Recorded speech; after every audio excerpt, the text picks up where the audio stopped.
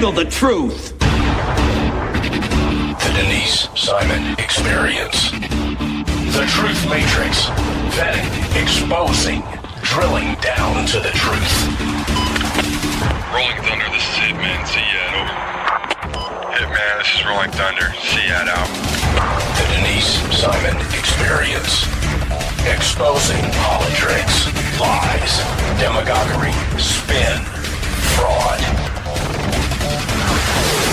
Grid to suppress. Mike Charlie, 4 tree 5, 9er 2 1. Grid to mark. Mike Charlie, 4 7 tree 9er 8 9er out.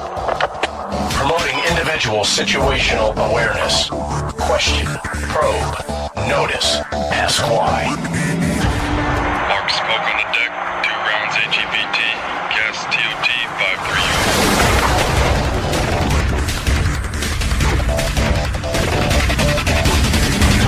And now, the Denise Simon Experience.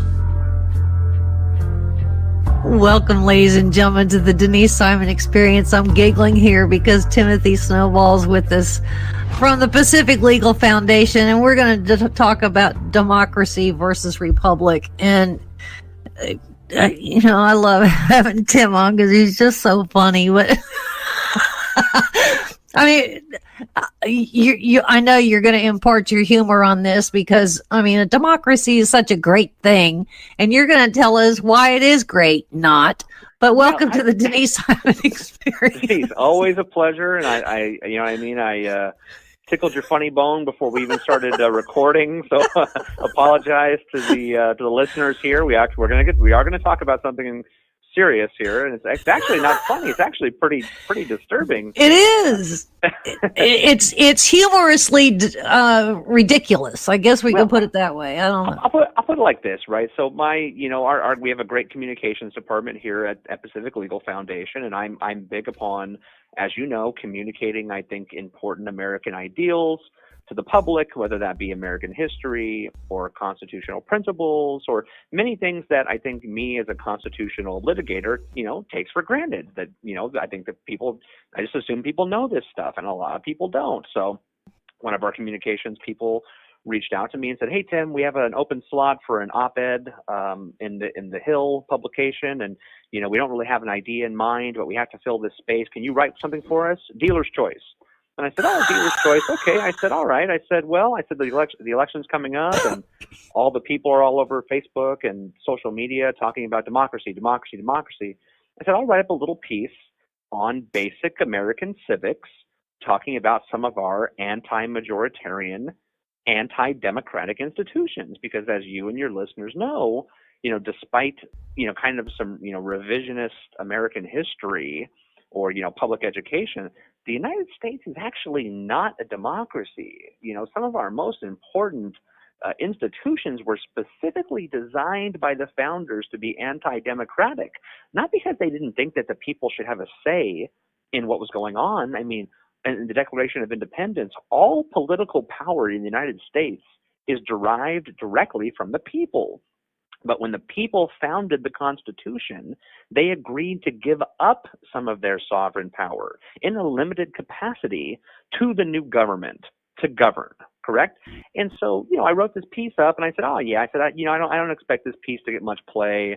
This is so basic American civics, and anybody who opens this up is going to be like, oh, this is just a rehash of 8th grade, civics class.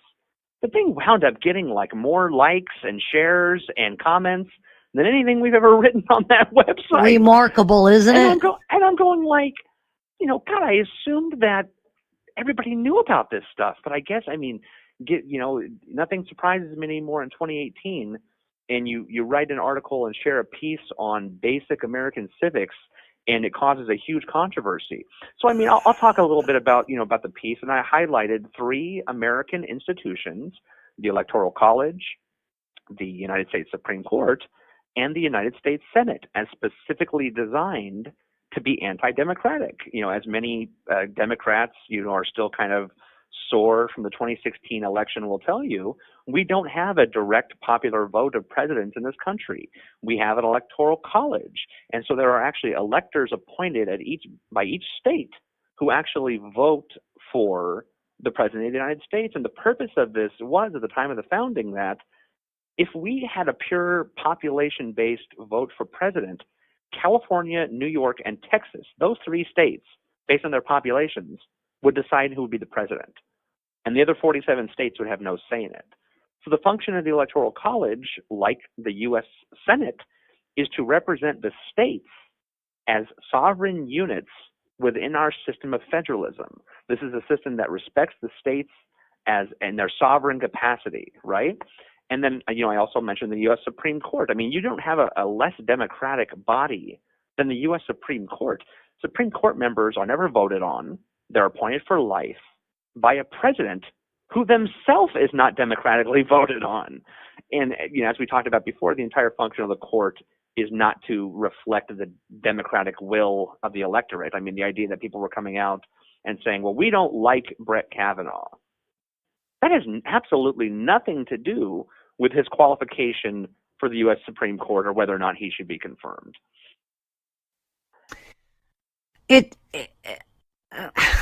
I'm blowing your mind. I'm blowing your mind here. It's almost like you don't know where to go because there's 100 moving pieces to this. And that is that we've got a millennial generation and then the parents of this millennial generation that neither of them understand what democracy is and what a republic is. Nobody even uses the word republic anymore, do they? I don't. I mean, it depends upon what the context is for the use, right? I mean, if you're in a poli-sci class, or if you're in hopefully a law school. Most law schools are kind of a dump. So I don't know. Hopefully they're mentioning this in law schools. I'm not sure. Kind of a waste. That's a whole other conversation. We'll get back to that some other time. But I mean, the idea of this revisionist kind of, and don't get me wrong, you know what I mean? A lot of these ideas of the United States being a democracy and increased democratization of things, those emerged from the progressive era, from the early 20th century that we've talked a little bit about before. And that, don't get me wrong, there, a lot of the important social changes in this country that were a long time coming were really, spurred on by progressive activists during that area. I'm thinking along the lines of, equal franchise for women, the women getting to vote for women, an 8-hour workday, other maybe, workplace requirements. We can debate, with hardcore kind of real far right libertarians about whether that's a good thing. But I would say maybe having some of these workplace protections might be a good thing. So this entire era wasn't bad. But what you really get is kind of a revision of American history that ties in with the view of the progressives, which was, these checks and balances and constitutionally limited government, I mean, that was good, in 1798. Mm-hmm. But the current Industrial Revolution era, modern society, we can't wait for the Senate to debate a bill. We need to be able to just enact this social change immediately. And these checks and balances are just way too cumbersome. They're slowing everything down. And we have to be able to sidestep that. So you really get this revisionist history, in the early progressive era. And that also coincides with other progressive reforms like the referendum, the initiative system. These are director democracy, mechanisms that are in place from the progressive era that aren't in the Constitution. You also get like the recall election. I remember back in 2006 when Gray Davis got recalled from the California, governorship. And I was like, what the hell is a recall? Like, what? We already voted for him into office, and now we're going to vote in the middle of his term and remove him? I remember thinking that was kind of a wacky, part of the system. But I mean, truth be told, the founders were very, very suspicious and downright, scared of too much democracy, because in every system that they had looked at in the past, democracy had been a total disaster.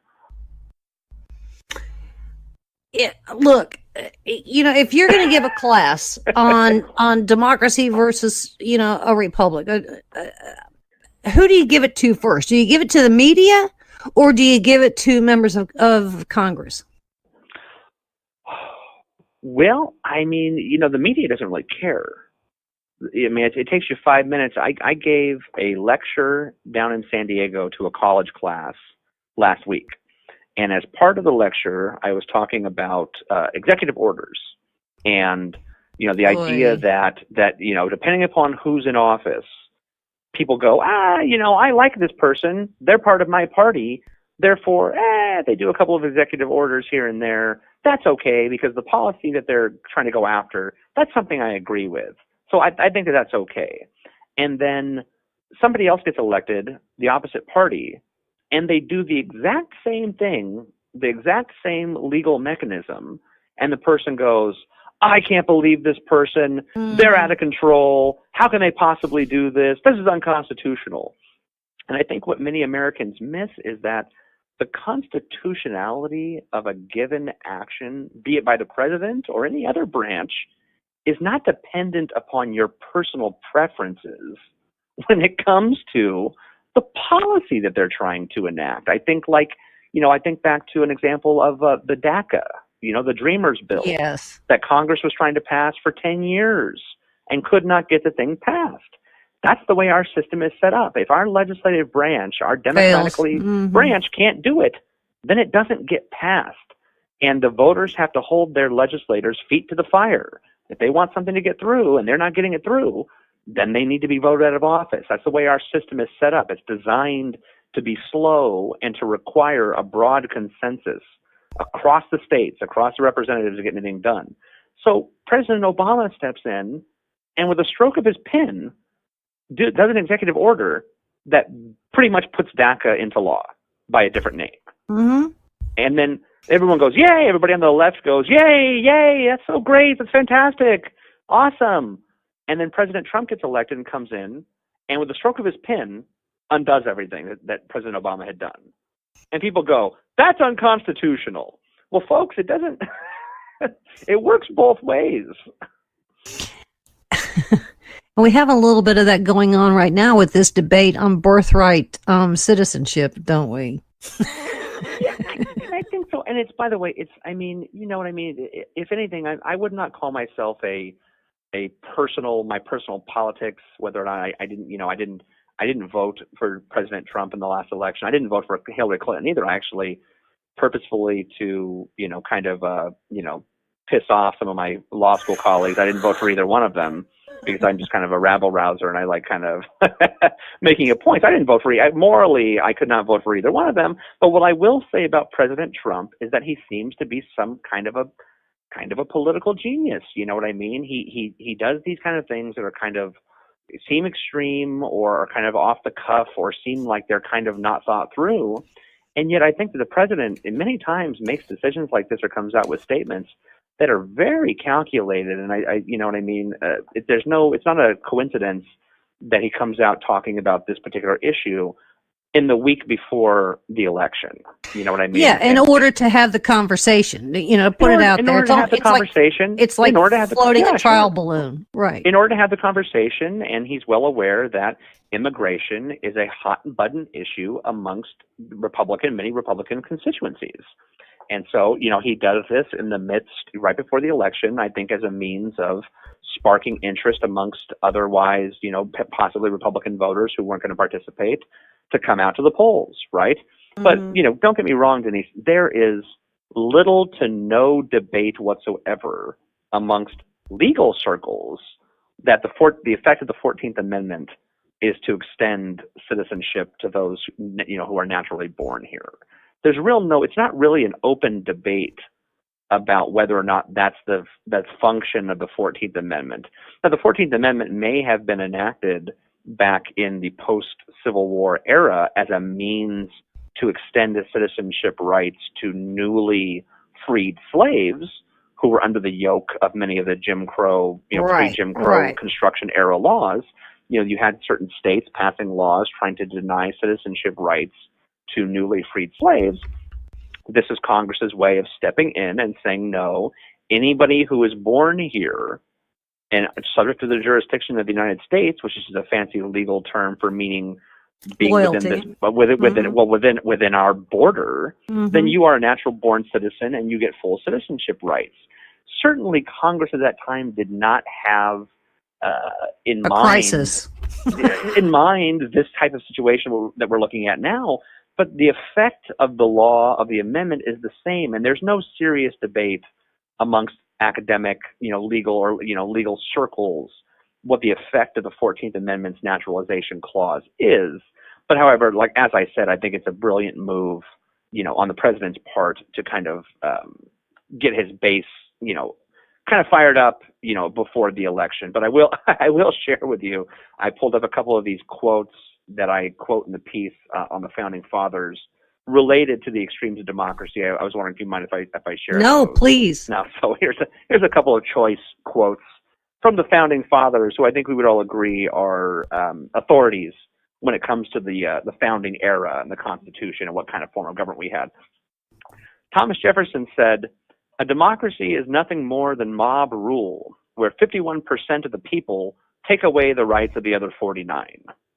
James Madison argued that democracies have ever been spectacles of turbulence and contention, have ever been incompatible with personal security or the rights of property, and have in general been as short in their lives as they have been violent in their deaths."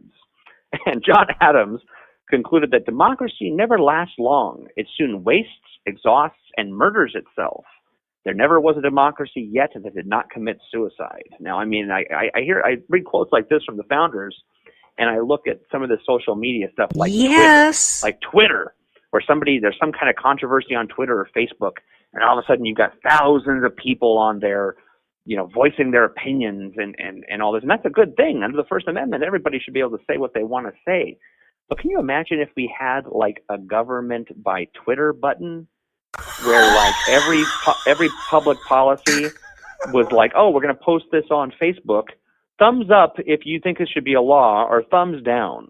Carly Fiorina, as a candidate, she quasi suggested that kind of a procedure, didn't she? I mean, that would run. Not only do I think that would be an administrative disaster, that is not the type of system that the founders set up for the United States. Let me ask you this question: when you just made those three quotes, now by what comparison of a democratic government were they making reference to? Sure. So I think that one of the interesting things when it comes to the founding fathers and the framers of the Constitution is these were all men who were very, very well educated, very, very, very well versed in the kind of what they were calling then the new science of politics, what we would call today political science, the systematic study of political systems. And so when the founders were looking at how they were wanting to design the Constitution, they were relying upon all of the past history of governments of Europe, of the Roman Empire, of the Greco-Roman, early republics of Greece and Athens. And they look at that and they said, okay, we're going to look at that. We're going to look at the writings of political science and theory writings of the time, of the most advanced writings of the time. So Montesquieu, John Locke, all these writers, and go, we want to derive from this what is the best system of government that can combine elements that have been tried elsewhere into a new system where we can have all the best parts that have been tried before and we know will be successful, while avoiding the pitfalls and the problems that those other systems have run into when taken to the extreme. So you look at something like the early, like I said, the early Greek, republics were pure democracies. Anybody could wander into the, arena where they would have the entire, Parisian class there, or whoever it is, debating different things and doing a pure democratic vote. It's like Socrates. Socrates was given the death sentence based on a democratic vote. They pulled people in off the street to vote upon whether he had been, I think his charge was corrupting the youth of Athens, right? They go, okay, so democracy in that sense, participation is a good thing. So we'll include a direct democracy type system to elect members of the House of Representatives. So members of the House of Representatives are directly voted on by the people. But then we say, yeah, but at the same time, we want to have separate departments for the government. So we'll have a legislature. The legislature makes the law. We'll have an executive branch. The executive branch only is supposed to enforce the law. That's differed a little bit now, unfortunately, but that was the original design and intent.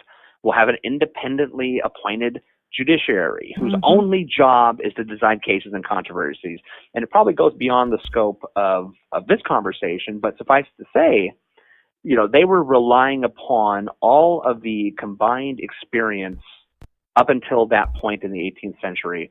And I would, say that if history, the history since then has taught us anything, whether it be, atrocities in Europe or World War II or any of these other autocratic kind of totalitarian regimes that have risen up, socialism, like we mentioned before, any of these types of regimes have only further cemented the genius and really the practical, pragmatic approach of the founding fathers, having discovered and implemented something very, very special on this continent. Well said. Well said. Now, this is time for true confession, Mr. Tim Snowball, and that is, after you wrote the piece in The Hill, how much time did you spend reading comments? You know what they say? They say, never read the comments. Never read the comments. The only thing I glanced at them because yes, you did. Someone had told me. Well, someone had told me. They said, "Oh, Tim, this article is this might be the most engaged with article that PLF has ever posted been published in The Hill."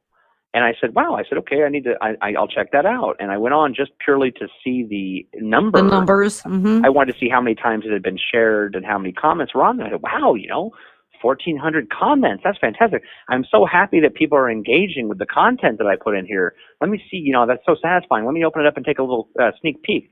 It took me about 30 seconds of scrolling to go. To know that you didn't want to be there. I said, you know what? I said, there's no, and this is great. I said, there's no more satisfaction that I can derive than to have written a piece regarding why democracy should be limited, and then looking at the comments posted on that article that proved my point.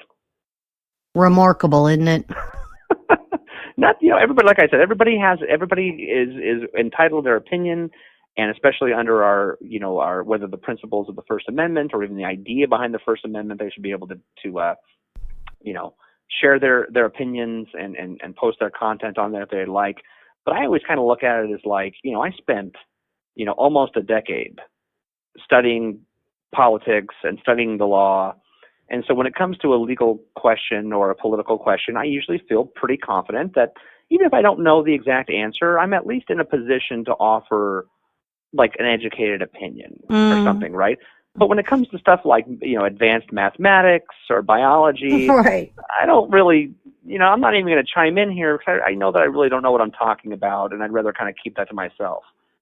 If only the same thing applied toward political questions. I'm telling you, people come out crazy. People come out with some pretty wacky stuff.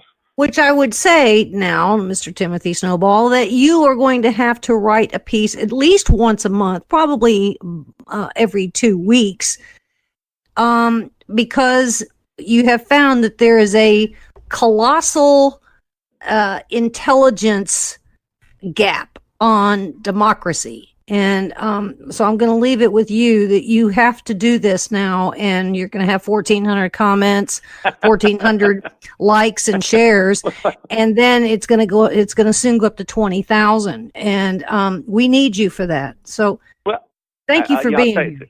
Sounds like a challenge, so I'll take it up.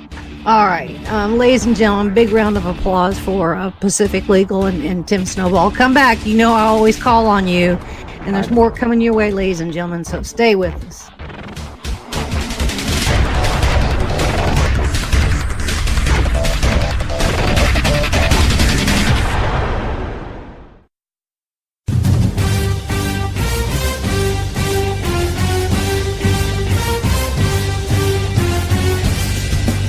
You are about to join Don Newen, co-host of Cowboy Logic Radio, and Denise Simon, host of the Denise Simon Experience, for a weekly situation report, or SITREP. 18 hours a day, Denise Simon lives her life as an intel analyst. 18 hours a day, Don Newen lives his life in the world of rock and roll. 1 hour each day, Newen receives a daily SITREP from Simon. Welcome to the Drive Time Situation Report. Fasten your seatbelt. You're now in Don Newen's car. and he is calling in for his sitrep. Check the Talk America Radio schedules for showtimes at talkamericaradio.us. Let me talk to you, black people. When you vote for blacks and put them in office under the banner of the Democrat Party, please explain to me what black people get as a result. This was not a nap that we have been taking. We are in a coma. You know what the interesting thing about pensions is? That's today's money given to people who ain't doing nothing for you today. Get off that black Democrat tit that they've been sucking on. Your country is being stolen from you, and the promise is being stolen from your children, and they're telling you it's all right while the rest of the world is trying to lap us. Well, why are we doing so poorly? 2 words: teachers' unions. Are you kidding me?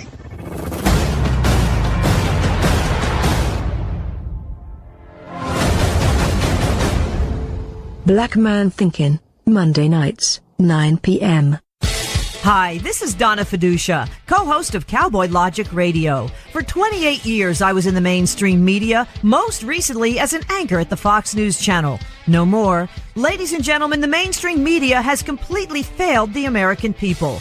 Radio networks like Talk America Radio will not fail you. Radio shows like Cowboy Logic Radio will not fail you. Check out the entire roster of over 60 weekly radio shows by visiting talkamericaradio.us. That's talkamericaradio.us.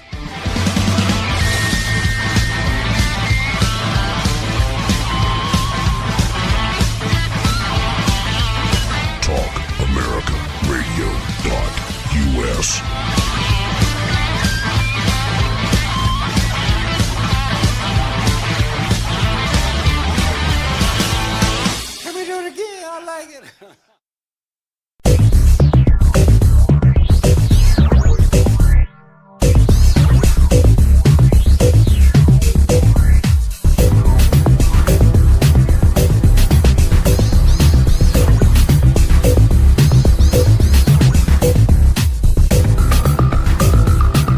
Thanks, ladies and gentlemen, for hanging with us here on the Denise Simon Experience. We're going to keep you a little while. We got 2 segments with Sal Martinez, and I'm going to tell you a little bit about him in a second. But I found, after kind of poking around on Sal Martinez, that there's a interesting little thread that seems to be happening that nobody in government really talks about, except those that were in government that are now out of government. And I would say it is all the kind of government cover-ups and the betrayals and the punishments that happen to those that are whistleblowers. And Sal, he's a former DEA agent with a rather stellar career, I might add at that. But things kind of broke down for the reasons that I just listed. But now he has become a successful author, and the title of his book is Narc. And he's also, in his second or third career, he's a bail bondsman. So we're going to go from the highs to the lows to the highs again. And I would say this will be a rather fascinating. So with that, Mr. Sal, welcome to the Denise Simon Experience. Thank you for having me, Denise. That's funny that one of the first things you said was talking about our government, and there was a saying, jokingly, we would tell people, "Hey, listen, I work for the government. Trust me." And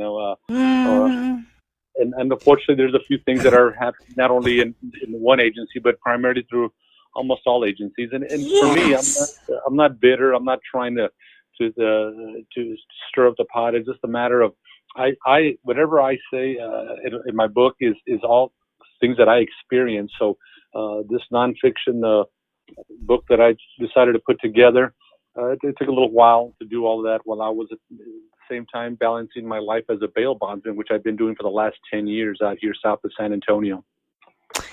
Well, the book Narc can be found at all the usual spots. So I would suggest to all the listeners to please run out there and go get it. And Sal, for context, and certainly that for the listeners, I have interviewed Phil Jordan, who is former DEA, a couple of times. I've interviewed Jay Dobbins, who has written 2 or 3 books. He is former ATF. I've interviewed several times Phil Haney, who was a whistleblower at DHS. I have interviewed Daryl Maltz, who was, head of special operations at DEA, who is now retired. And every one of these people have a chilling story to tell about, good things. But sadly, a lot of the bad things that happen in government and within some of these agencies, a lot of not so good things happen. And in your book, you define a lot of that. So how long were you at DEA? Well, I started off as a Texas State Trooper when I came out of the University of Texas at El Paso. I was born and raised in El Paso, and I decided to get into the first law enforcement, get some law enforcement experience. So as a state trooper, I did that for 5 years. Then I decided to use my degree and go to the federal government. I worked 1 year with the U.S. Customs Air Interdiction Unit, where I learned how to fly a fixed-wing airplane, and at the same time work on airplanes coming across from Mexico into the United States. But I felt a desire to work on the streets. I was, born in El Paso, and I knew the streets. I knew a lot of the culture there. So with DEA, I did that for 10 years. I did a lot of undercover operations there in the streets of El Paso, multi-ton quantities of coke, marijuana, a lot of heroin. Then the transition, they needed people to work in Juarez. Juarez was uncharted territory for law enforcement. There were a lot of agencies wanting to go over there, but it was too dangerous. So I was always going to Juarez when I was growing up. What is Juarez? Ciudad Juarez is right across the border from El Paso. It's considered the sister city, and right now it's the most violent city in the world, and it's been like that for a long time. So in Juarez, the Juarez cartel they were running operations without any U.S. intervention. So I went over there, started working with a lot of Mexican cops, federal, state, local, and that's when things kind of changed. The transition happened within myself and within what I saw within our government, working with the Mexican government. I don't think, for the sake of the listener, Sal, explain, if you would, just how much we do collaborate and corroborate with the Mexican military, Mexican police, and the Mexican officials on, if nothing else, on the drug cartels. I mean, we really do that, correct? Correct. The thing is, it begins with this, I'm trying to say, this flowery image of us working in unison with the Mexican government from the upper echelons of saying, hey, let's give them these multi-million-dollar funding packages to buy equipment, to support projects, and to allow our agents. Originally, there was only 39 DEA agents assigned throughout Mexico, and I think there was actually 7 cities at one point, and Juarez was not one of them. So throughout, American people believe that, hey, we're working together with these people in Mexico, but the problem over there is the corruption, the briberies, the violence. It's polluted the efforts that we are trying with these joint efforts. Sure, there are a few operations that work occasionally, but the majority of them, they break down. The money that is given to these people in the upper levels of Mexican government do not make it down to the people that need it in the front lines. I worked with a lot of these men and women in the front lines, and they did not have any equipment. A lot of them didn't even have guns. They didn't have any cars.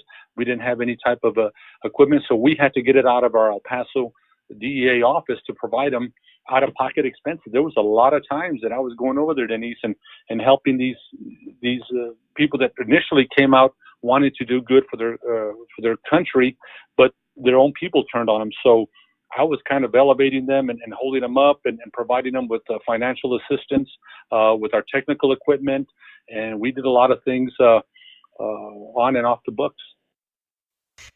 That seems to be really quite common. I would add that if we take a long, hard look at some of the other agencies outside of DEA, for instance, the State Department or USAID or the Meredith Initiative or some of these other things. But there's so much money that is leaving the United States under official banner, I might add, that once it leaves, there's no accountability that's left. We have no concept of really who got it, what they're doing with it, and is there a return on that investment, right? Is that right? That's correct. Now, that would be a fascinating book, so I think, Sal, I'm going to charter you to write a second book on just that time. Well, you know, in my book, like I said, I titled it Narc, Convictions of a DEA Agent. There's several books out there titled Narc. So I put Convictions of a DEA Agent, and I mentioned some of these issues. I did not focus a lot of the efforts of this story that I have on a lot of those controversial and you know, terrible things that are happening within our efforts to work with foreign governments. But again, everything I gave was stuff that I actually experienced, that I saw, and I can have a lot of documentation that'll prove what I was talking about. So, but yeah, it's very frustrating, and it continues. It's been going on for a long time. The corruption's rampant, and unfortunately, we can only do so much on this side.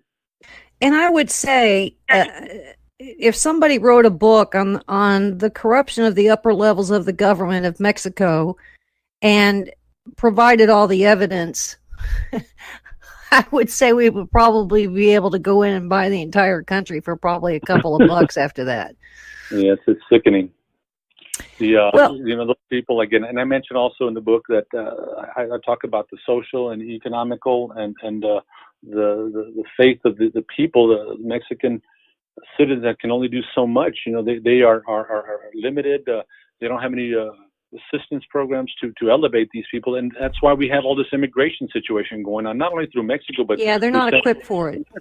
No, and the deprivation of the upper echelons of the government to their own citizens is heart-wrenching, and it's sickening. I mean, it's very much like there are an awful lot of poor Mexicans that we could put in the same class as the poor Syrians and the poor Iranians, because of what tyrannical governments, you know, do to their own citizens. And, you know, some of that's even happening here within our own government, hence part of the reason we're talking to Sal Martinez. So as a DEA agent, you did some some pretty wild operations, mostly undercover, correct? Absolutely. And a lot of it, again, I think in my book, I go through 3 different sections. The first part was all the domestic operations that I did in El Paso and throughout the United States. We were primarily focused on doing controlled deliveries and getting as large quantities as possible, because anybody in the El Paso or anywhere along the border who lives along the Mexican border, it's very easy to get drugs, anything from marijuana, cocaine, pharmaceutical drugs. Yeah, you can get that almost any corner. Anybody down the street, you know, somebody can get it for you. The thing is, what we focused in DEA at the time was the large quantities, and I would start off with simple, a couple of keys of coke, and then we'd move up. We play tag and move up to a higher level player within the organization. The next thing you're getting, we're getting 10 to 20 keys. The next thing you do, we're getting hundreds of keys, and we kept on using that method. Marijuana was also abundant, but those were multi-ton quantities. So I would do a lot of the undercover. Another thing, Denise, is that I mentioned is that there was only 3 Hispanics at the time when I was working there, and they needed us to do the undercover. So even though there was over 20 agents in the office, I was doing a lot of the undercover work for most of the agents, and then they'd always say, "Hey, Sal, we got a deal. Do you want to go and do the undercover?" I had no problem doing it. You know, coming straight out of the academy, I was thrown into the pool, and I loved it. It was a rush for me. I missed those days. At the same time, it was dangerous. So a lot of the stuff that I did, and I mentioned some of the times that I almost got killed. One case we needed. This other agent was working on a wiretap, and he says, "Hey, man, we can't get any evidence. I have to tell the judge something. We're not showing that there's actually drugs being moved by these people. We know they're doing it." So he says, "We have to do something, out of the ordinary." I said, "What would that be?" He goes, "Get in the car with me. Let's go after this truck. Let's pull it over. I want you to drive. You don't talk English. You don't identify yourself. Pull them over and take the truck away. I said, carjack him? And he goes, yeah, let's do it. And I said, okay. And so we went after this guy, and we had some other units help us out to identify where he was at his location. So I come up behind him.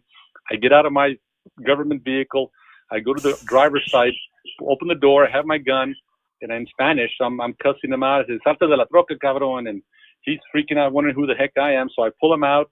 I force him outside the truck and put him on the sidewalk. And I said, and again, I could go on some of the more graphic language that I use. I said, don't turn around or I'll shoot you. You understand, you MF? And he's wondering, what's going on? Who are you? And I get in the truck and I drive off. And all the other units that were undercover units, we sped away. And so I drive this truck to our office and we take it apart. And sure enough, there was about 100 pounds of marijuana. It wasn't very much, actually, at the time regarding this organization, but it caused a ripple effect within our the other agents' wiretap. And next thing you know, more marijuana started being taken down, tons of it. And then next thing you know, tons of cocaine started showing up. So we had to have a spark, and that's what it took sometimes to do these things, to get the investigations a little bit more active.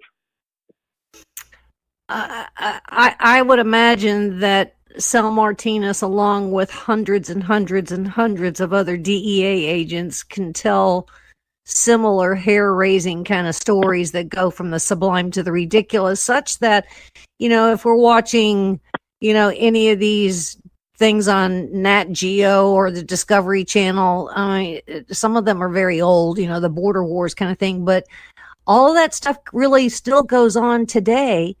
And then we have a whole different component here, Sal, and that is the stuff that's coming in by mail. I mean, how, and other kinds of shipments in cargo and whatnot through planes and ships. So DEA is really all over the globe. The U.S. DEA is really all over the globe.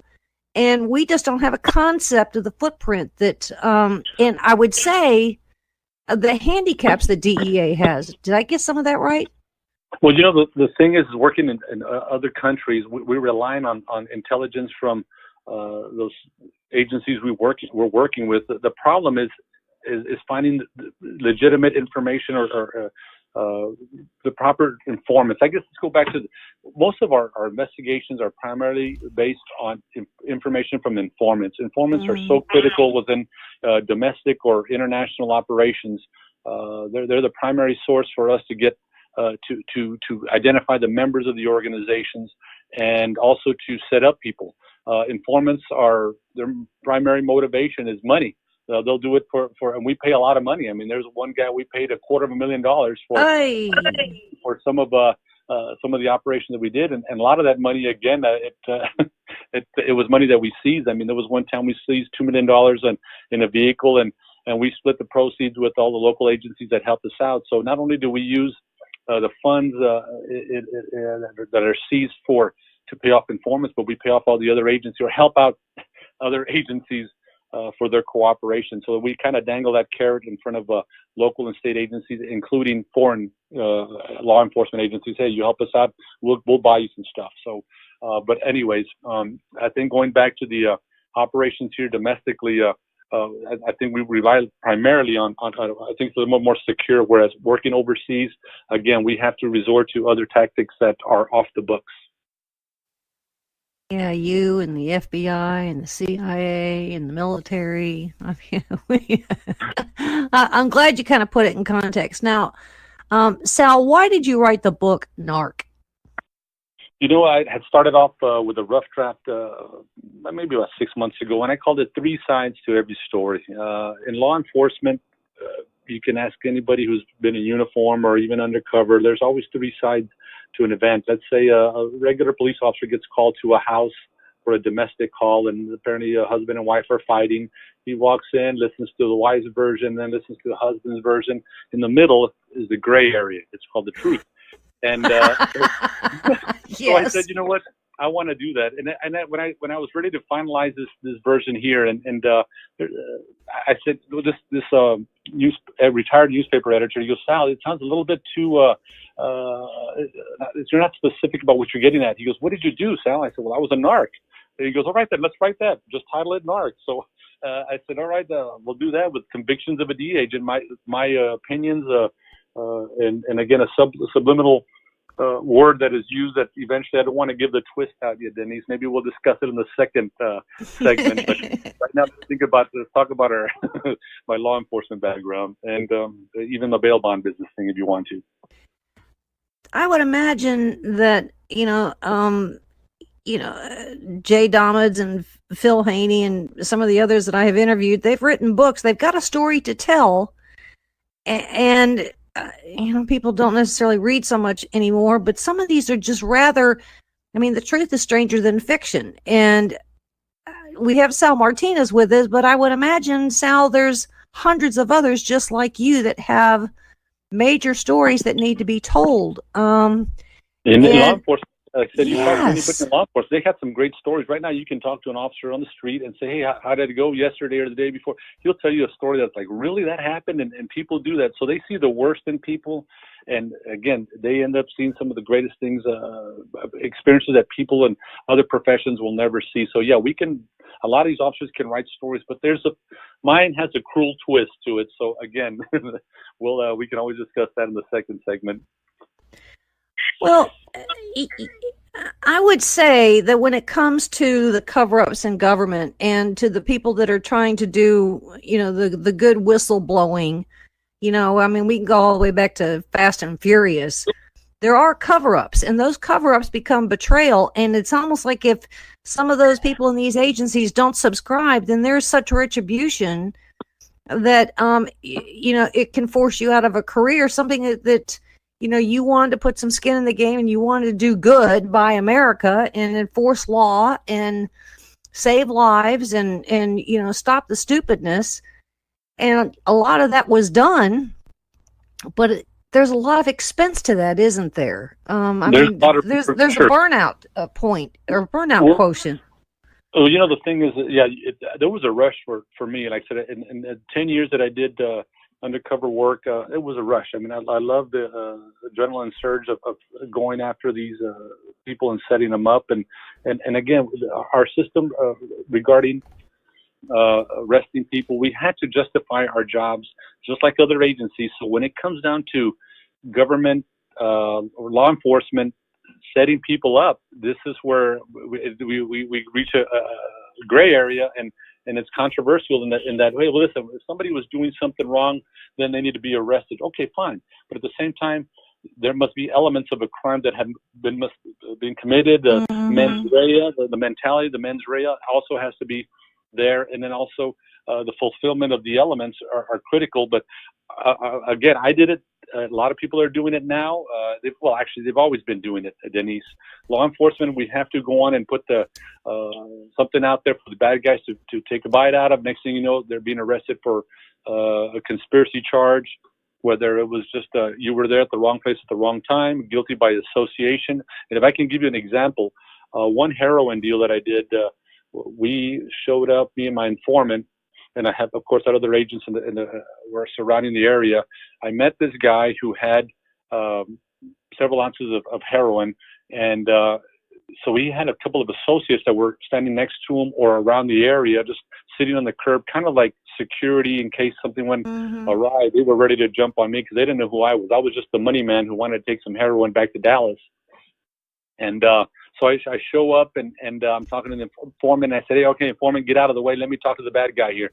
The reason is we try to keep the informants away from the negotiations because you don't want them to be included when it comes down to court hearings or we don't want them to be on the stand. We try to minimize their participation. So I primarily would be the key witness when it comes down to the trial. So I'm sitting there talking to the bad guy, and we go back and he shows me where the heroin's at. He wanted to see the money first, so I had another agent come and do a flash, show the money bag, a tote bag full of U.S. currency that was already pre-serialized. The numbers were already copied. I'm sorry. So we copied it. Next thing you know is I get the deal. I get the heroin. We arrest the bad guy, and we arrest the other three individuals that were with them. And they're wondering why were we being arrested? Well, because you were with this guy. So what we needed to do, Denise, is, and we were getting they were called targeted kingpin operations, and we would have to try to get as many people involved in these these or buy bust arrest operations, and with the more members, the better it look for our office, for DEA. Say, hey, listen, we got a group of people here. When in fact, those other men really didn't do very much in the actual negotiations. They didn't even say a thing, but yet they were charged similarly to the main guy, and they all did prison time. And that doesn't seem fair, but that's what we were told to do. Are we losing this drug war? It's hard to balance, win and loss. The thing is, it's going to continue. The names have changed. They're going to continue to change. As long as there's demand on this side, yeah, the drugs are going to be coming through, or they're going to be produced here domestically. As for us, or actually for people in law enforcement, it's always going to be there. It's one of those occupations that we're going to still continue going back and forth, and to actually balance, to say if it's getting worse or better, I really don't know how to measure that. Well, it's clear to me because of the number of states that have legalized casual use and recreational use of marijuana that we've given up on that one, and that we're now concentrating on, the other things, the meth, the LSD and the fentanyls and the heroines and the cocaines. But we've just pretty much said we can't fight any kind of war on marijuana. Is that about right? Well, let's go back to prohibition. I mean, they were saying alcohol is the worst thing in the world back in the last century. I think anybody who abuses anything from the whiteout of on a desk to spray paint to cough syrup, we can't start banning all of that, because some fools are the ones who don't know how to maintain themselves and then abuse it. So let's go back to the type of drugs we're talking about, where they're scheduled by the government regarding marijuana being a dangerous drug. It really isn't. At the same time, they're calling it a gateway drug. Again, it goes back to people knowing what their limitations are, And for me, I even mentioned the book that there was one time me and another agent were talking about the legalization. We're like, can you imagine going to a regular Circle K store or 7-Eleven and say, hey, can I have some Maui Wowie there? And you go out in the car and smoke it. You know what? That's when you start, you get upset that people who would do something like that and smoke and affect people in the public through by roadways. Right. That's one of the main ones that's what we discussed in our debate. But again, Denise, it's something where regarding the legalization, if there's any way to help people with medicinal issues, God, I hope every state gets on board. As for the recreational aspect of it, that's where we wonder if people are going to get stoned and hurt other people, and that's what I definitely don't agree with.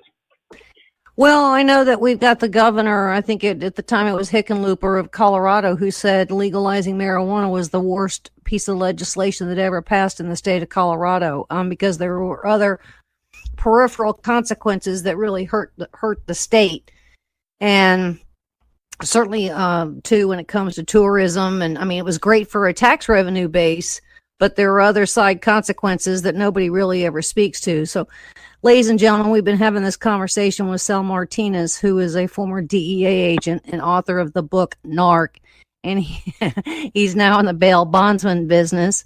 And Sal, we're so appreciative of your time, but we're gonna keep him over for another segment.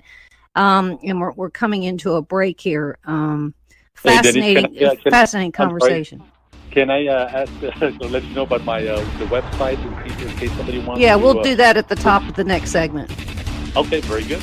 All right, and so, ladies and gentlemen, make sure that you stay with us. We're coming into a break.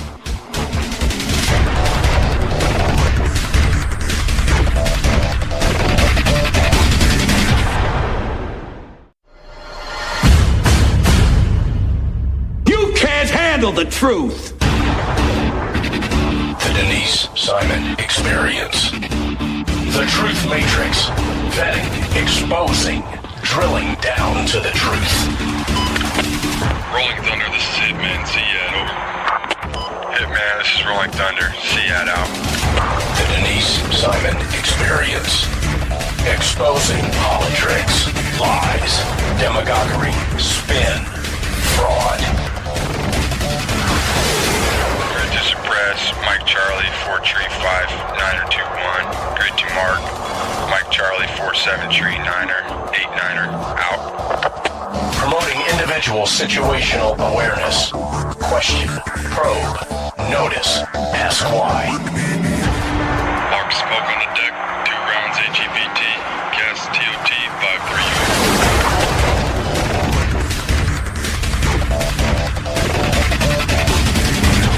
And now, the Denise Simon Experience.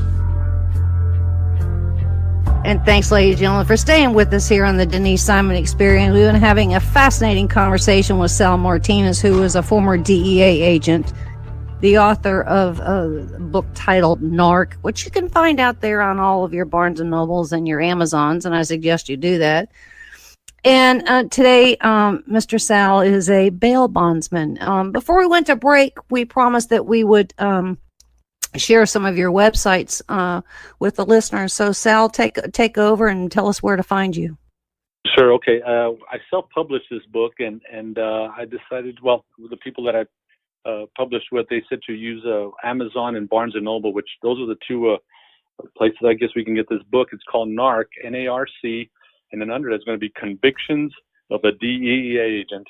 So what I did is I published it last month, and these are the two places to get it. But other than that, I have another website called salmmartinez.com, and it provides the background of what I did in law enforcement and other things, as we'll eventually get to in this segment. I would say that your book, Narc, is trying to tell the reader, just what life really is like out there, because we don't have a concept. We see things on TV. How real is it that is what is depicted on TV as opposed to the real job, Mr. Sal? It's very disappointing to see what's going on, what's happened in the media. There has not been a movie or series that really provides the truth. I think Narcos on Netflix, talking to some of those agents, they've told me themselves, the ones, the stars of that series, that only a third of it is real. Everybody felt like, wow, Pablo Escobar is that talented, that fascinating. Really, it wasn't. A lot of it was made up. Movies like Sicario and Traffic, with all due respect, they just didn't even scratch the surface on some of the reality that occurred and what I saw. So I think in my book, everything's factual, everything that happened. Everybody I've had over 100 people already read it, and they've all tell me it's page turning. They've read it within a week and they couldn't put it down, because I go from becoming a state trooper, moving through the DEA, the 10 years of DEA undercover work, and then working in Mexico. Then again, like I told, there's a twist at the end, which I think we should get into here shortly, Denise. Yeah, we'll get into your twist, but let me ask you this. We've got El Chapo, whose case is finally being heard in court. Is El Chapo as bad as we're being sold, or is he worse? I think it's the documentation, the evidence they have on him is, he was a bad person. Again, the specifics about what he actually did, it'll be primarily, but some of it will be presented in court. But again, the agents that provided a lot of the information gathering, they could provide some more details. Other than that, he was a bad person. There's kingpins like that throughout Mexico. He's not the only one. Amado Carrillo Fuentes was the one that I was working on in Juarez. And again, there's others through other different cartels, but he was just one of the people along this whole the country, different cartels. So you've been teasing us about this twist that's in your book. Tease us a little bit more about your twist in the book. Well, I made in the book, I said I started off as an energetic, excited rookie law enforcement and wanting to do good for God and country. So a transition occurs as I go into the undercover world and in Mexico and learn the border. I start seeing a lot of, we did a lot of operations that were not documented, and we were told not to show any proof to anybody, especially in the government, Mexican government. We were operating in their backyard without a permission. We were carrying weapons. I was working daily with Mexican informants, Mexican cops, and dealing. We had carte blanche. I was doing a lot of operations where, again, we could not document that we were torturing or arresting or having people killed on the other side of the border. It got a little sickening, but that was what we had to do, what we thought to become effective. So as I worked with the Mexican system over there under the Mexicans, I guess war on drugs, it was completely different from the one we have on paper on this side. So as we were working with, I tried to find the dirtiest, the meanest, the cruelest informants, and I met one. When I got promoted, I went to Monterrey, Mexico, and I met he was an active state comandante for Tamaulipas, and we ended up, he was providing me with some great intelligence. He was a murderer. He did a lot of things that he had to. That's why he was a successful leader within the state agency. So all this information I was providing it through the DEA channels. Hey, listen, this guy's giving me some great intel on the drug traffickers. The Zetas was an organization that was being established around the late 90s. So I was getting some great intel. One point, I told him about a personal issue where Phil Jordan's younger brother, Bruno Jordan, was killed in El Paso in 1995. And the kid who killed Bruno was released and sent back to Juarez, and he was bragging about how he beat the American judicial system. So I told my informant, who's again the state comandante, I said, this piece of whatever got away with it. And the guy says, well, I'll take care of it. Don't worry about it. I have some people in Juarez. I said, well, he's a stone cold killer. Yeah, I'll let him take care of it. I'm not going to worry about it.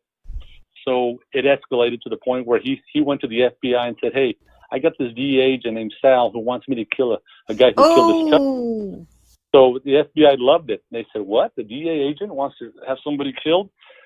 So they set me up with a lot of, they coordinated a lot of meetings with my own informant and had me set up on the United States side. And next thing you know, I'm getting arrested for murder for hire.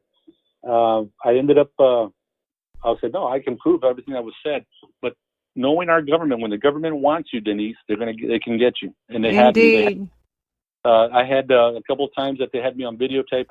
One time I was really drunk. I was partying with my supervisor and a couple of other DEA agents in Laredo, and they had the informant go to where we were hanging out and started talking to me. And they were recording the things he said, well, you want me to kill this guy for you? I'm going to do it. I said, you do whatever you want. I don't care. I said, you're going to do it, just do it. And without realizing the FBI was recording me. So there was my head on the platter right there for the FBI. So I ended up having to put the white flag up. I did 6 years federal time in our U.S. prison system because of this informant who got probably maybe $20,000 or $30,000 for putting a DEA agent in handcuffs. Yeah, we do have some agencies that like to tar and feather their own, don't we? Well, the FBI would love to get anybody else, another agent and another agency within themselves. They take care of their own people. This thing could have been taken care of administratively, but they had a personal agenda towards Phil Jordan, and they thought they wanted me to flip on Phil Jordan. In fact, they offered me several times, hey, Sal, you flip on Phil and tell us Phil was part of this conspiracy, this murder for hire scheme, we'll let you go. I'm like, are you kidding me? I'm not a rat, first of all. Second of all, you guys know what you're doing, and if you want me that bad, go ahead. And I gave up, and I regret it. I had a high-dollar attorney that I thought was going to represent me, and I spent a lot of money, all my savings and everything literally gone because I thought there was a chance in our judicial system to defend me. But again, it was you have the unlimited resources of the FBI, and they came at me hard, and you know what? I said I mentioned the book. I talk about all the elements of the crime, the tactics used, and I know how the tactics that were being used because I did it myself when I was arresting bad guys. So you did some federal time, and interestingly enough, you were incarcerated with some of the people that you put there yourself, right? Yes, that they sent me my first year. I was sent to Ashland, Kentucky, far away from my family in El Paso and my wife and down in the San Antonio area. They said that we want to get you away from the people you might have arrested. And I said I did arrest a lot of people, especially a lot of Mexican nationals. So I'm up in Ashland, Kentucky. Then a book came out called Down by the River by Charles Bowden. And it talks about the drug war, and he mentioned, he interviewed me while I was going through the worst time of my life, and he asked me some questions. So a little bit of my stories within the book Down by the River, and Charles knew that there was much more to be told, and he helped me to make my transition when it came out. But so I'm over there in Kentucky. Then the GQ magazine article came out about the book being published. The next thing you know, my cover was blown because the Bureau of Prisons did not give me an undercover name. I had to go in as Sal Martinez from Texas, and everybody's wondering, why are you up here? If you're from Texas, Sal, what are you doing up here? It's either you're a cop or you're a snitch. So I had to tell everybody, it's just segregation integration. I need to have some integration. We need to have some Hispanics up here in Kentucky. So I try to avoid conversations with everybody. I did not associate with a lot of people. I ran by myself. So then they punished me even more, Denise, after that article came out in GQ magazine. They put me in the hole. I was in solitary confinement for 2 months until they found a place for me. And you think they would move me a little closer to a safer environment? No, they put me further away at the FCI, which is Federal Correctional Institute in Petersburg, Virginia. So it's primarily 80% black. I stood out like a sore thumb, and I had to talk to the black leaders so they wouldn't kick my butt and let them know who I was. And I said, listen, I did not arrest any of your people, because they were ready to, ready to hurt me. Yeah.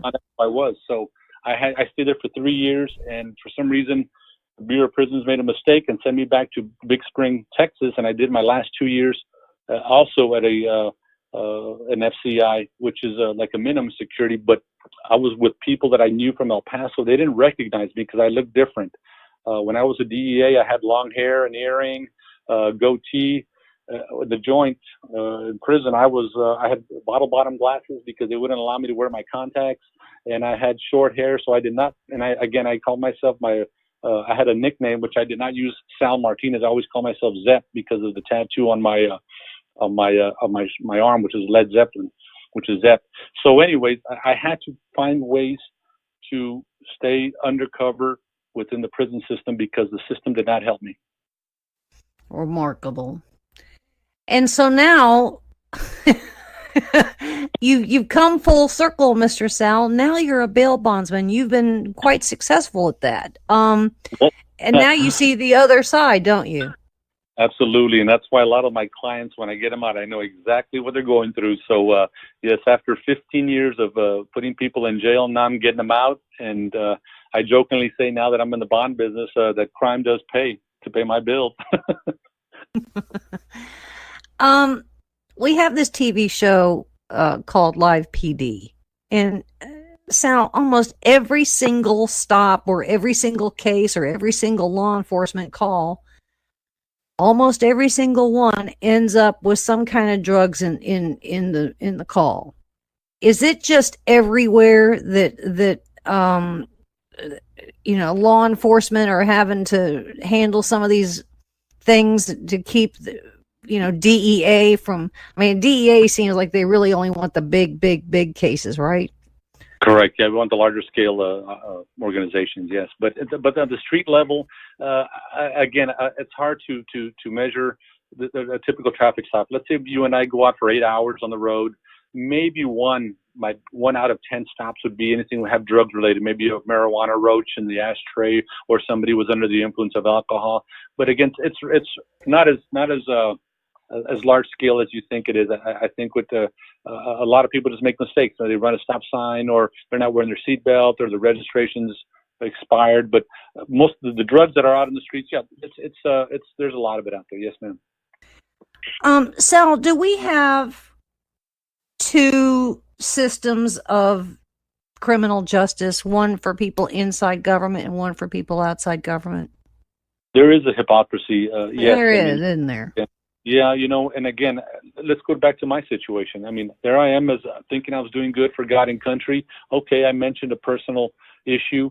FBI could have gone to, they did go to my acting administrator, and he ended up giving me up because he wanted to get promoted and get the endorsement of the FBI director so he can become the head of the DEA, and he sold me out.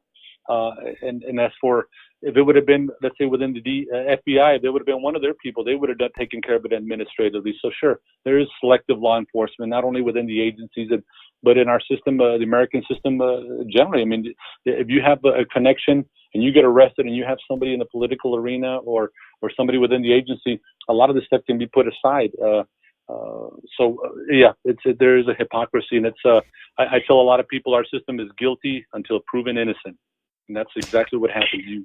You know. I think what upsets the listeners so much is that we have people in Congress that have done some really egregious things in violation of law and in violation of ethics, and it takes an awful lot for them to even be brought up before the ethics committee. And the ethics committee has no teeth in it. So then, we got Senator Menendez in New Jersey, who looks like he's going to win his campaign here. And this guy is about as dirty as they come. So it's kind of like, shame on you, Mr. Sal, and some of the others. But if you're in Congress, you can beat the system. If you're at the FBI, you can beat the system. But there are others that try and, blow the horn and sound the whistles, and there's such retribution. I've listened to congressional hearings with some whistleblowers, and it's absolutely stunning to me the things that the federal government will do to the little guy trying to do the right thing, like you. It goes back to what you said. It's not what you know; it's who you know. And yes, it's the actual prosecution aspects of our government. Like I said, there's somebody within the county attorney, district attorney, or U.S. attorney. They can go on and you talk to somebody within an agency. Says, hey, listen, let's minimize this. But if you want to stack the charges on somebody, that's what they can do. They do that all the time. We did it all the time, Denise, and it's still being done. Our system, it can be very subjective. And so then we actually have a couple of tracks here. I mean, you got the Department of Justice, they do selective prosecutions. And then you got the DAs that are in, virtually every county, every state, that they've got their selective prosecutions. And then some things will drop this charge and we'll drop this charge, but you get it on this and you're going to get it on that. And so when people get arrested 19 times or 27 times, and they've got a rap sheet that's 7 miles long, and they're still out walking the streets, and we little guys out here going, what the heck is happening in this world? And I mentioned again, I give at the end of my book, I talk about the prison system and the punitive measures that are applied by the federal sentencing guidelines. Those are archaic. They're cruel. And no politician wants to be soft on crime. They're not going to take initiative to change these things. I think a few efforts have been done by the last couple of presidents to try to help some of the people that have been locked up. But imagine somebody who, it happens a lot. You have these men that have been doing 10, 20, 30 years, and they say, oh, by the way, you really weren't the ones who did it. We found out the truth.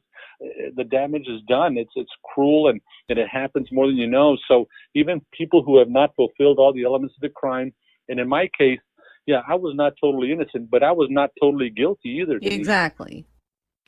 Maybe you could have been put on suspension or something, but somebody take away my badge, take away my funds, and I would have done something else. But to punish me for 6 years in a federal prison because the FBI thought that was the best thing for society, and I tell you what, after one day in jail, that was enough for me to get the point. Believe me, and I wouldn't have talked the way I did under the influence of alcohol.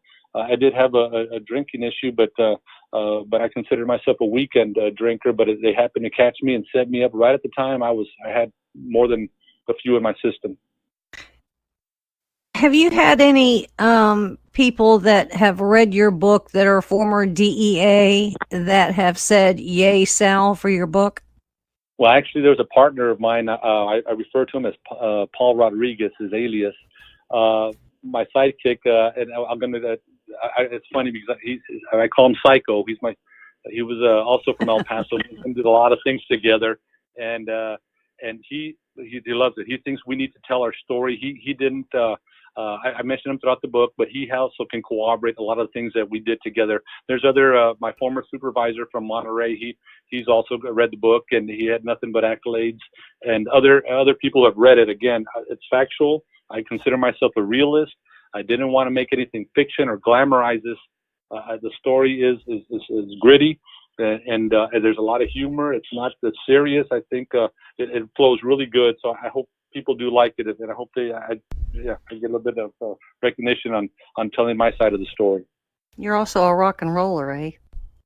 Yes, I do. I use a lot of classic rock, everything from Led Zeppelin to Stevie Ray Vaughan, and I throw that in there because a lot of it has to do, a lot of the music, and if somebody really wants to get into it, when they're reading the book, you listen to I mentioned a song or a group, they have an app and have it downloaded and listen to it. It'll apply to the way.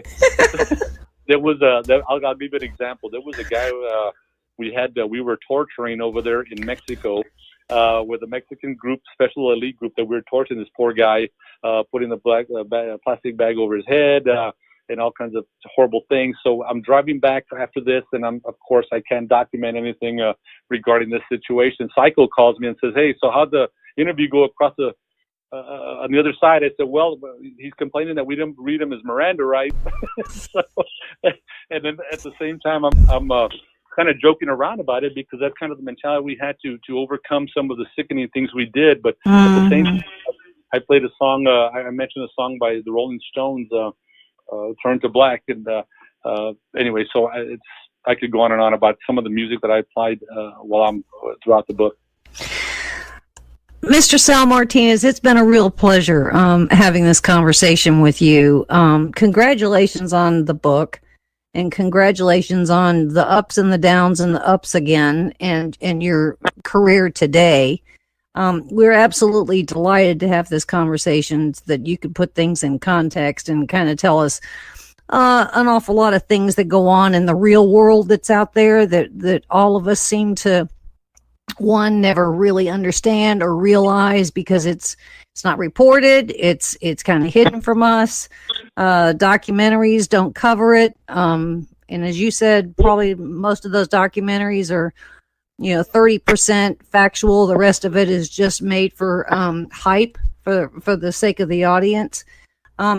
So, Mr. Sal, tell us again your websites real fast. It's going to be narc-agent.com, narc-agent.com, and it'll tell you how to get the book. And again, if you want to see a little bit about my background, it's Sal M, as in Mike, Martinez. So it's Sal M. And Martinez at the end, okay? So .com, I'm sorry. So I appreciate the time, Denise. Well done, and thank you again. Good luck with the book, and ladies and gentlemen, it's been fun speaking with you. We'll see you again very soon.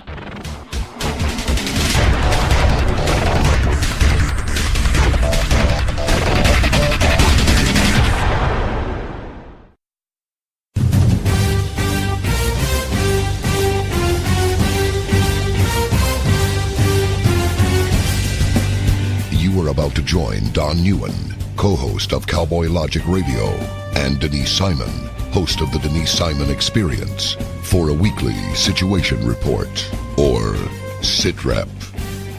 18 hours a day, Denise Simon lives her life as an intel analyst. 18 hours a day, Don Newen lives his life in the world of rock and roll. 1 hour each day, Newen receives a daily SITREP from Simon.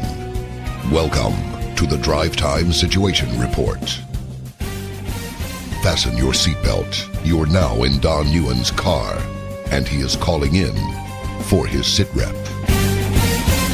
Check the Talk America Radio schedules for showtimes at talkamericaradio.us. Let me talk to you, black people. When you vote for blacks and put them in office under the banner of the Democrat Party, please explain to me what black people get as a result. This was not a nap that we have been taking. We are in a coma. You know what the interesting thing about pensions is? That's today's money given to people who ain't doing nothing for you today. Get off that black Democrat tit that they've been sucking on. Your country is being stolen from you, and the promise is being stolen from your children, and they're telling you it's all right while the rest of the world is trying to lap us. Well, why are we doing so poorly? 2 words: teachers' unions. Are you kidding me?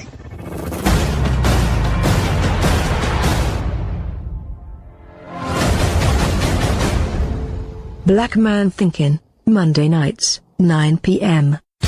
Hi, this is Donna Fiducia, co-host of Cowboy Logic Radio. For 28 years, I was in the mainstream media, most recently as an anchor at the Fox News Channel. No more. Ladies and gentlemen, the mainstream media has completely failed the American people.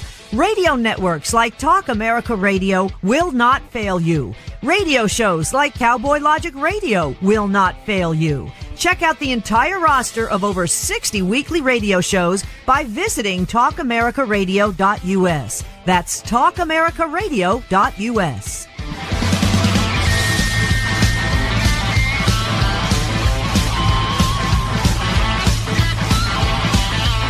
TalkAmericaRadio.us.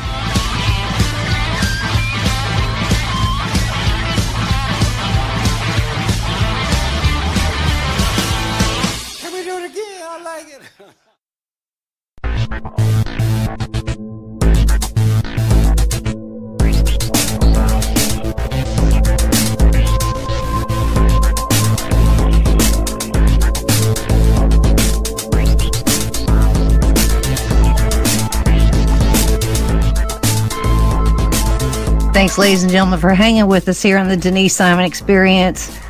I've seen this picture of this ridiculously huge, complicated sewing machine, and I sew, but I don't know that I've ever used a machine that looks like this. I have got the distinct pleasure of having Lisa Bradley with us, who is the co-founder of a company called R Riveter, and R Riveter is all American handmade goods by military spouses. And I think the company's 7 years old. Is that right, Lisa? Right. 7 years old this Veterans Day. Congratulations. And we are so pleased that to have you with us on the Denise Simon Experience and to hear this story.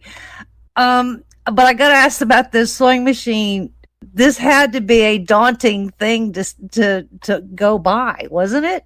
Oh my gosh, absolutely. We started in my co-founder's attic back in 2011, and we decided we're going to try and make handbags. And it was the first time that we had ever sewn on an industrial sewing machine. And man, does that thing go fast! And we actually had to pulley system that 120-pound sewing machine up an attic ladder. So that sewing machine that you're looking at has some history behind it. I think the original Rosie the Riveter probably used it, but we actually still use it in our manufacturing today. They don't make things like they used to, do they? They don't. Nope. After but we sure think we do at our Riveter with American manufacturing. It's near and dear to our hearts, and part of the reason why we chose the business model that we did. I would think you'd almost have to have an ambulance on standby if you had to haul that thing up to the attic. And of course, military spouses or husbands were not there. So you've got 2 little military spouses trying to pulley up a 100-pound sewing machine up an attic ladder. So are you keeping a journal of all this, Lisa? I know. We need to, because we'd make a great coffee book someday for sure. Yes. All right, so you guys couldn't find military spouses it several years ago, along with the rest of us, but especially military spouses several years ago had a terrible time finding a job. And I know that well. Right, and then you guys decided, you know what, just go for it. You guys kind of concocted a concept and stuck to it. And here you are today. You've got a nationwide business that I think even being on one of those TV shows. Shark Tank in 2016. Shark Tank, yes. Did you? So, just to kind of start from the beginning, military spouses could not find employment, and come to find out, it's actually a huge across the board problem for military spouses. 16% military spouses are unemployed versus our national average, which is fluctuating around the 4% range. And we said we need to create a solution for this, and had an idea for a long-term vision for the company to be a decentralized manufacturing network of military spouses, and really redefining American manufacturing so it really fits the modern day mom, the modern day woman. And so now, 7 years later, we have 40 riveters across the country that are making the sub-assemblies of our product line. So they're at home running double and triple shifts. They're military spouses, parents that want to have something for themselves, want to be able to have a career of their own and an opportunity to make income. And so they are able to make these parts and pieces of our product line when it best fits their schedule. And they ship those parts out to us in North Carolina, where we assemble our products there and ship them out to our customers. What a model. I mean, what a modern day kind of defy normal manufacturing process model that you guys have done and been successful at it. Did you expect to have this kind of success, Lisa? I think that we had a bigger vision for the company. We wanted to be part of something that's bigger than ourselves, and it wasn't, just starting out, it was just Cameron and I, but we've added so many individuals onto our team, and it's that mission that really glues us all together. And we know that we are helping the American economy, creating more jobs. It's really love of country, just like our military service members are doing for our country as well. We wanted to be able to plug into something bigger than ourselves and be able to create something for ourselves. And you can still do it in America today, which I think is further accentuates my love for this country and what you can do. Indeed so. It is a testament to the capitalistic system and the free enterprise system, correct?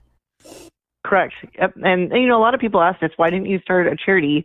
Why did you guys just decide on a for-profit company? Because it models so much of what we do at our Riveter, and our decision-making process really does model what charities are doing as well. And we said, military spouses actually, they don't want charity, they want opportunity. And instead of being able to provide just a percentage of profits to military spouses or to an organization, we now have put that as part of our whole entire business model. So 1/3 of every dollar that we spend at our Riveter, which includes operating costs of a company, rent, raw materials, we're so pleased to say that 1/3 of every dollar actually goes directly to the hands of a military family. Remarkable. You found successes where you probably didn't expect them ultimately, correct? Right, exactly. Just from learning a business model from the ground up, being able to work remotely is something that the modern day woman really needs. Being able to have a flexible schedule. We wanted to be able to create a business model that meets the modern day woman where she is today, and decided to build that model around that. And so now we have military spouses and working moms from across the country that are able to plug into our company, and it's a win-win for the company and every individual or stakeholder involved with the company as well. What was it like being on Shark Tank? Well, it's probably the most terrifying and exciting moments of my life, for sure.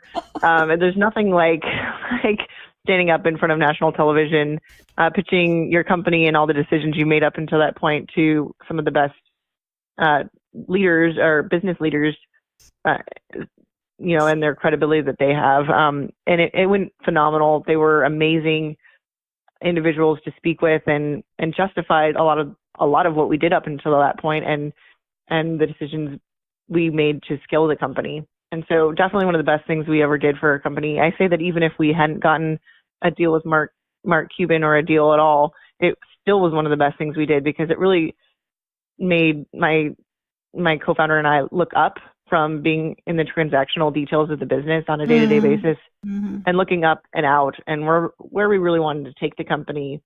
And that was so beneficial at that stage in our business. The variety of products that you guys are making or manufacturing, are they all in the handbag model, or are there other variables to that? Our Riveter made products, which are utilizing the decentralized manufacturing model. Right now, we are primarily making handbags and accessories. And so what I mean by that is there's the military spouses across the country that are making those parts and pieces, and they actually stamp their maker number on every piece of material that they make. And a lot of people, when they hear our business model, they're thinking that a riveter sends it to another riveter and then they add value to it and it kind of rolls up that way. It's actually a lot of riveters making parts and pieces, and then they send them to one location. And it's a really beautiful coming together of a lot of chapters of military spouses' stories all coming together into one storyline of an American dream and process of creating this company. And so a customer can receive their product on the back end, and they can go through the handbag and see all these individual craftsmen that have gone into making this product. And I think that it really helps customers know where their product came from. Who's doing the designing? That's all in-house. So it started with Cameron and I in an attic, and those foundational elements are still very, very much part of our aesthetic today.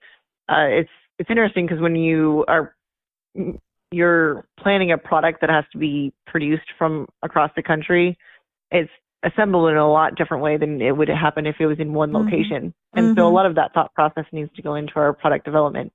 And we make all of our products out of the highest quality leather available, as well as combined with canvas.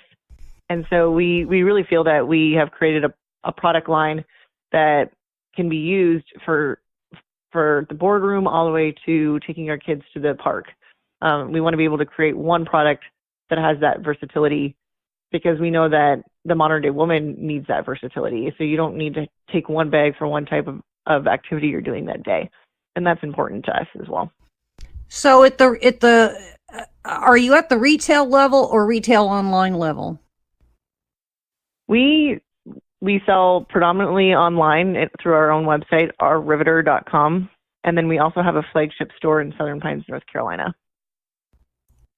Tell us about the Fido Collection. So the Fido Collection is our American-made dog collars made out of veg tan leather, and I love that line. We have I love the line. I love that line, the product line. It's I had it put on my dog 7 years ago, and she's still using the same collar. And that's the beauty of real leather, is that it wears so beautifully, and it just becomes more beautiful with age. And that's a lot of companies don't use the real what's called veg tan leather.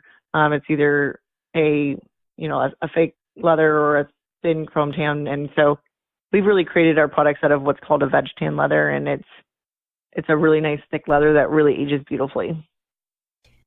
So whose French Bulldog is on the website? Because it looks exactly like my older son's French Bulldog. Yes. He has a future in modeling. All the dogs and models on our website are actually part of the military families that make up our employee base. So it's a great opportunity. We reach out and try and fill all positions with military spouses as much as possible. So those are military family dogs. So you really, every single facet of our Riveter has a story behind it. It has you're not going out and doing things out and, subcontracting here and there. This is really a tight-knit military families operation, correct? Right, absolutely. And you don't need to be a military member in order to be an employee of the company. You just really need to be able to believe in our mission. But 75% of our employees are from a immediate family in the military. And so it's really important to us to be able to provide those income opportunities to military spouses that are an amazing group of Americans that just haven't had the same opportunities to obtain employment. And so really putting our foot forward to create those opportunities for them. Do you have a 2-year, 5-year business model? In other words, that you're not only working to manufacturing today, but you are modeling the business. So 2 years from now, 3 years from now, 5 or 10. Do you have a forecast going there, Lisa? Yeah, we do. We have a 1, 3, and 10-year plan that we're always looking at. There's nothing quite like the growth that happens after Shark Tank. It would have taken us 5 to 7 years to get where we went in the course of just that short year. So a lot of growth and learning had to happen in a short amount of time, especially being 2 military spouses that didn't even have jobs before this. We just took a leap of faith and said, let's go for it. And so just so much credit to our team members that show up every day loving what they do and knowing that we have a really big mission guiding all of this. It took a lot of courage to do this. I mean, truly a leap of faith, didn't it? Something that very rarely do people take to go into an entrepreneurial manufacturing business with, something going into an industry that you guys haven't been in before, right? Right, absolutely. Yeah, I think that the risk associated with being an entrepreneur is definitely for a unique and specific individual that has had the right upbringing, maybe, or just the right experiences in life that makes it all roll up and work. I think we're really proud to say that we're a woman-owned and operated business that I'm trying to remember the specific statistic, but I think only 2% of women-owned businesses actually make it over $1 million. And so it was that mark for us was really important, just to be able to show that, women can run businesses and have a family too. That's just a really important thing to our company, is even though we chose family first, whether that was marrying into the military or being able to have our kids at home, you can also have a career opportunity along the way as well. How do you recruit? You have got a scattered kind of workforce. How do you recruit them? Right. So being on Shark Tank we were fortunate to be able to have the ear across the country of individuals that are looking for just this opportunity. And early on, we found out that we actually don't have enough opportunities to be able to provide to riveters across the country. There's thousands of military spouses that would love to be able to have this at-home opportunity. And the amount of riveters that we can bring on is directly related to how fast we can grow this company. And so we really wanted to open up our website to be able to help more military spouses that actually had already started their own retail business. And so in late 2016, we opened up a section of our website that's called the Marketplace. And our customers can browse a curation of third-party items that are actually made by military spouses or have a mission-based story. And some of the military spouses that started on the Marketplace in 2016 and actually were in their garage has quadrupled their business and has had some really, really amazing opportunities that have stemmed from being able to get a jump start along with our website at ourriveter.com. So it was really, what you have going is a partnership collaboration kind of thing that's augmenting, it's scratching each other's backs, correct? Right. The opportunity to be able to help more military spouses, and entrepreneurship is a great way for military spouses to have the flexibility and the mobility that they need. And so we want to encourage entrepreneurship at every way that we can, and having the opportunity to sell through on our website and the increased traffic that we've been able to experience from Shark Tank and radio shows like this, we really want to be able to pass that opportunity on to as many military spouses as possible as well. Ladies and gentlemen, we're speaking with Lisa Bradley at R Riveter, and the website is rriveter.com.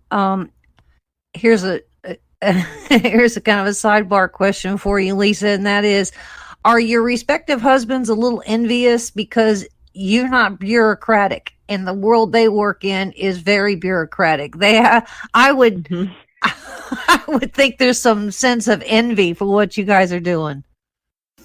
That actually is funny. It's come up a lot. I think our days are just so different from the aspect of being in the military. Everything was set up for hundreds of years. There's doctrine that's been set up, and really you're practicing every day to be so good at something that you need to be able to do just on autopilot. Whereas the life of an entrepreneur is so chaotic, and there's not a normal day at all. So it's just interesting that our 2 days couldn't be more different from each other. And it was actually interesting. My husband transitioned out of the military and actually went into the business world, which I thought was interesting for us to be able to both be speaking the same language. And it's been amazing for him to have gone through that process of going back to grad school to go to the MBA, and I have mine as well. And now our evenings are also filled with business as well. So it's been a great transition to see him go through that as well. The conversation at the dinner tables must be absolutely fascinating. I mean, well, I would say that you could probably one up him on just about anything, right? No, I'm not sure, but I do say that my goal for the company is to eventually be able to hire him and I move him around the country. So that's my goal. You've got this little item called a whittle. I think that is the coolest little item. Would you explain that? Yeah. So the whittle is we actually just launched the whittle this year, and it's a great little handbag that is really for going on adventures. So if you're going to a football game or you really just need a cell phone and a credit card, that's the perfect little bag for you. It's also a belt bag. So I think some would probably call it a fanny pack. We've given it a new spin and have called it our belt bag. And another really great thing about all of our products is that they're named after famous military spouses or influential women. And the whittle, which is kind of funny that her last name kind of sounds like it's Little, which is littler than the rest of the handbags that we made, but it's actually named after Reba Whittle, who was a very compassionate and courageous woman, and she was the first and only American military female prisoner of war in the European theater during World War II. So amazing woman behind all of our handbags that we've named them after. And a lot of times a lot of people recognize the famous military man that these are named, but there's an equally just as amazing woman that stood right by him and had such an impact on our country as well. I think that's the coolest little item you got personally, but I really shouldn't inject myself personally, but I don't carry a purse. So that's why I really like that little gizmo.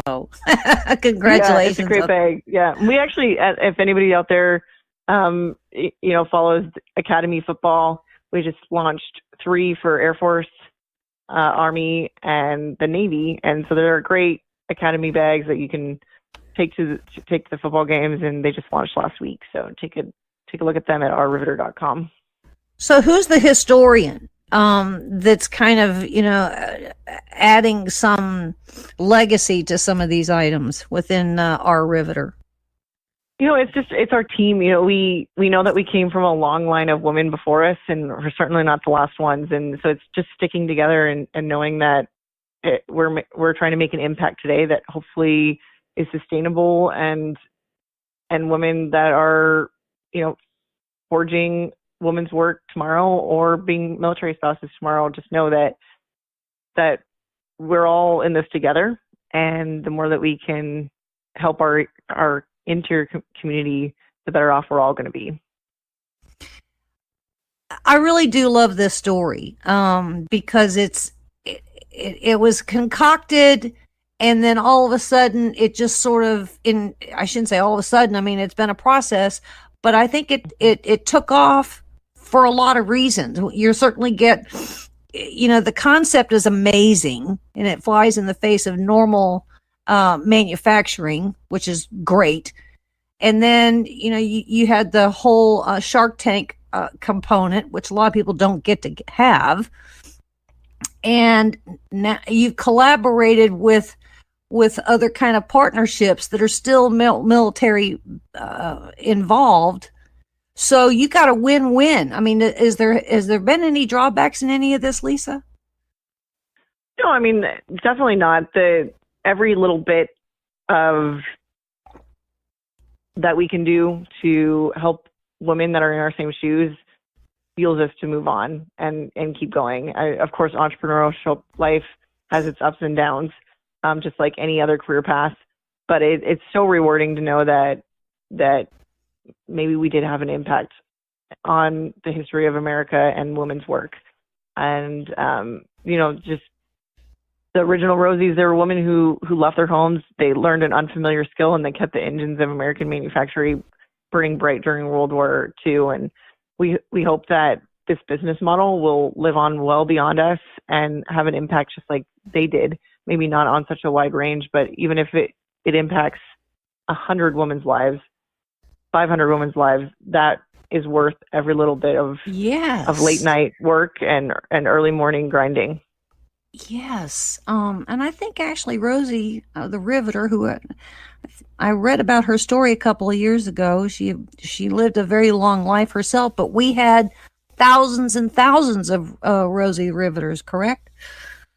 Right. Yeah. We just actually did a collaboration with Eleanor Otto, who's the longest, I think that's who you're referring to, the longest working Rosie the Riveter. She just turned 99, and she's a phenomenal individual that we're so happy to do a collaboration with. It's the Rosie the Riveter Bag. And it's actually on our website right now. We made a really cool handbag named after her, the Otto handbag. And we also did a special edition item where it's made out of denim, just like the overalls that Rosie wore. And it's tied with that scarf, very iconic red scarf that's on it. And so it's about knowing who came before you and who made an impact on your life, and there's so many individuals that we really want to pay respect to. Well, there was a legacy then, and you're carrying that torch for sure. And what an adventure. Lisa Bradley, our guest, and the website is rriveter.com. Just so gratified to have you with us, but more than that, gratified at your success. A huge hat tip for this adventure, and I hope every part of this adventure, certainly leading into the Christmas season, meets and exceeds all your expectations. Well, thank you so much. I really have enjoyed talking with you. All right, ladies and gentlemen, thanks for being with us, and hat tip to Lisa Bradley and R. Riveter, and we'll see you again very soon.